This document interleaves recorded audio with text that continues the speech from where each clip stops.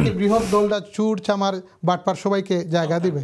তা আপনারা অনয়ারে এটা শুনেন, আমাদের বিএনপির ভাই বলছেন একটা বৃহৎ দল হলে এইখানে চুর চামার বাটপার ওনাদেরকে ওনারা স্পেস দিবেন, এটা আপনারা শুনে রাখেন। আমরা স্পেস দিয়ে বলতেছি না, একটা দলে থাকবে, সবাই ভোটার হবে, সমর্থক থাকতে পারে। নেতৃত্বে তো আমরা খারাপ লোকটা অবশ্যই দেব না।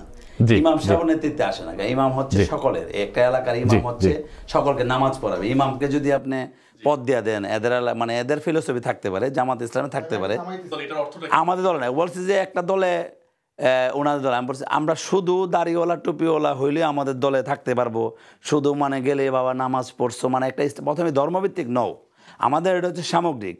হিন্দু, বৌদ্ধ, খ্রিস্টান, মুসলমান, এ টু জেড শ্রেণীর মানুষ আমাদের দলের সমর্থক হইতে পারে, কর্মী হইতে পারে, তার যোগ্যতা অনুসারে সে নেতা হবে। কিন্তু চোর বাটপার যারা সরাসরি কালপ্রিট বা তারা অপরাধে জড়িত, এদের বিরুদ্ধে আমাদের 6 আগস্ট থেকে, আগের বিএনপি তো মানুষ শুনতোই না কথা, তারেক রহমানের কথারে মানে ব্লক করে রাখতো বাংলাদেশ টিভিতে।